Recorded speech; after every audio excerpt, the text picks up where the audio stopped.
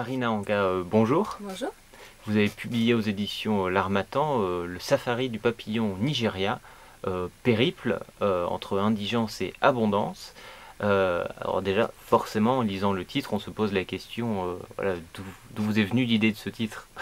Alors, l'idée du titre m'est venue, en fait, ça a été inspiré de mon premier livre qui s'appelle Quand la chenille devient papillon ou la dictature roumaine vue par une adolescente libre. Alors, initialement, je voulais écrire juste Quand la chenille devient papillon parce que pour moi, le sentiment de légèreté d'avoir quitté la dictature était tellement immense. Et en fait, un ami m'a conseillé de mettre un sous-titre parce que les gens n'allaient pas comprendre de quoi le livre allait parler. Et donc, les éditions L'Harmattan m'ont laissé la liberté de garder mon titre Le safari du papillon au Nigeria parce que je voulais continuer avec l'histoire du papillon.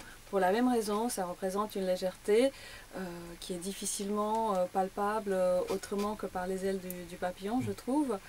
Et il me paraissait important de laisser cette légèreté dans le texte et dans l'esprit de mon récit, qui n'est pas un roman, c'est une histoire vraie, c'est mon histoire et l'histoire de ma famille.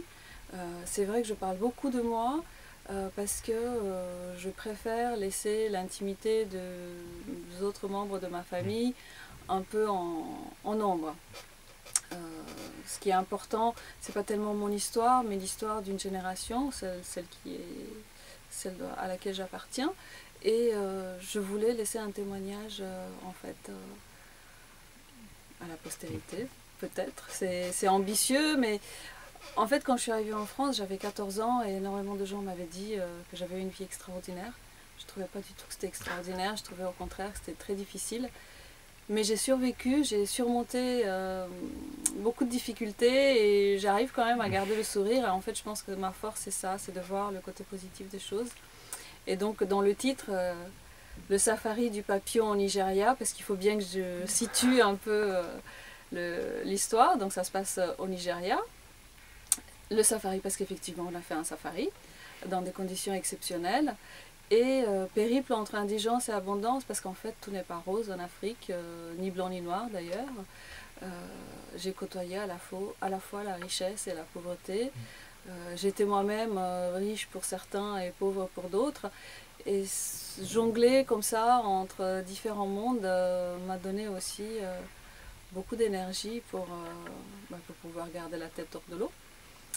Et surmonter l'harmattan, qui est un vent. Donc je suis vraiment très contente d'avoir publié cette histoire par les éditions L'Harmattan. Alors du coup, je reviens un peu sur le sous-titre. Périple entre indigence et abondance. Périple est au pluriel. Alors du coup, j'imagine qu'il y a, c'est votre histoire, mais il y a plusieurs histoires dans votre histoire. Peut-être c'est plusieurs situations à différents moments, c'est ça? Voilà, tout à fait. Ce sont plusieurs situations parce que intégrer une école française dans une société anglaise finalement dans un pays africain, c'est pas tout à fait simple. Ensuite, vivre au quotidien justement en jonglant entre ces sociétés, c'est encore un périple. Et puis nous avons vécu des choses invraisemblables comme pour le Nouvel An, un coup d'État. Donc c'est encore un périple. Effectivement, c'est assez rare. Après, surtout en sortant d'une dictature, en pensant qu'on allait arriver en France pour vivre dans le pays de la liberté et des droits de l'homme, c'est assez folklorique en effet. Et, euh, et donc après l'abondance, parce qu'effectivement, n'oublions pas que le Nigeria est un pays très riche en pétrole et il y a quand même des choses magnifiques, même si on ne les voit pas, euh, elles existent. Et moi, je voulais rendre hommage à ce pays qui est quand même très beau, même s'il y a des choses compliquées aujourd'hui.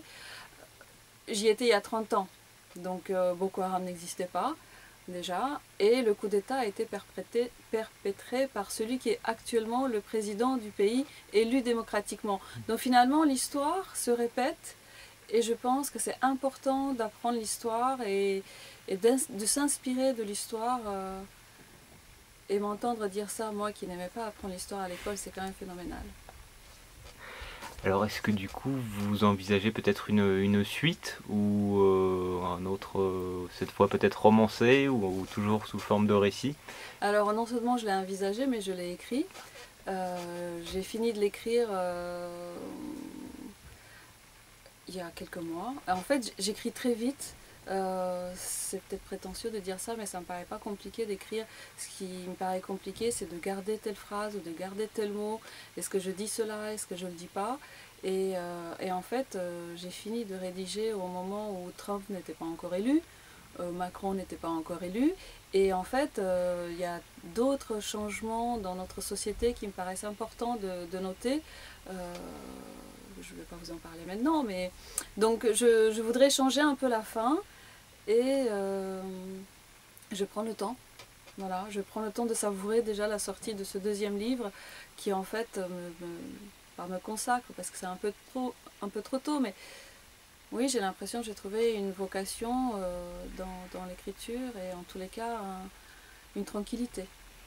Est-ce que vous allez conserver le papillon dans le titre du coup? Oui, tout à fait, tout à fait. Et en fait, j'ai une stratégie, bon, pas marketing, mais enfin une idée. La couverture du premier tome est rouge, le deuxième c'est jaune et le troisième ça sera bleu, ça sera les couleurs du drapeau roumain, même si je suis française maintenant depuis 2 tiers de ma vie.